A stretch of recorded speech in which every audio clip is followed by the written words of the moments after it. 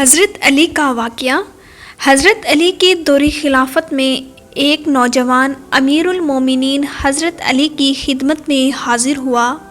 ایسے نوجوان کے چہرے پر زبردست گھبراہٹ کے آثار تھے۔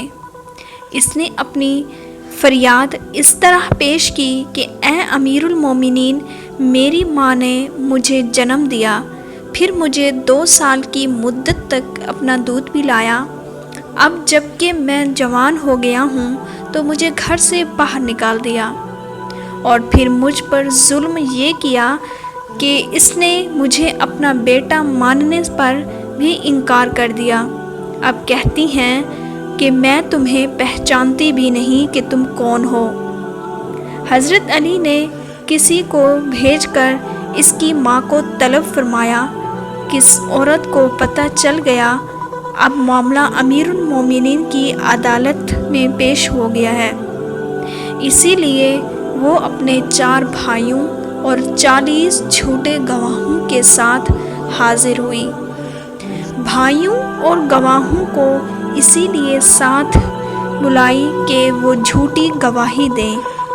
نوجوان جھوٹ بول رہا ہے اور غلط بیانی کر رہا ہے۔ اے امیر المومنین، اللہ کی قسم یہ میری والدہ ہیں، اس نے مجھے جنم دیا۔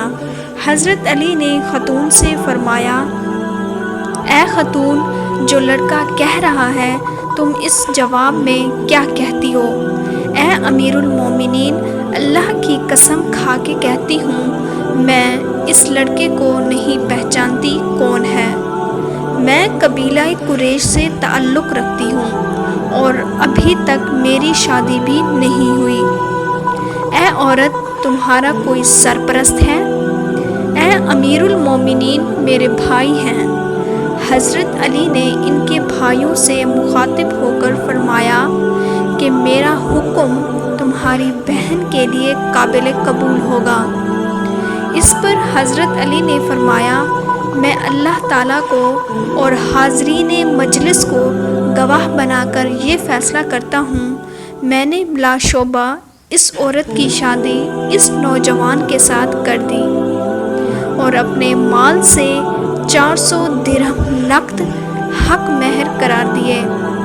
اپنے غلام کو حکم دیا وہ درہم لے آئے اور اس نوجوان کے حوالے کر دیے۔ کہا کہ یہ اپنی عورت کی گود میں ڈال دو اور اس کو لے جاؤ۔